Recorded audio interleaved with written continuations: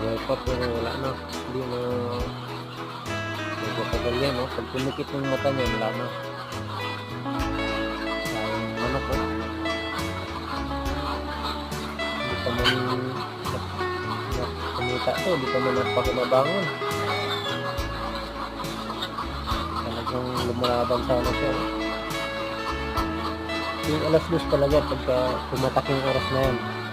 Ganito karami kagad yung patay. Kahapon ganyan din.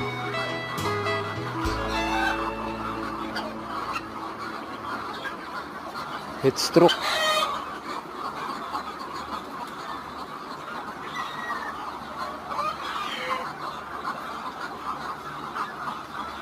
Meron tayo dun sa dulo.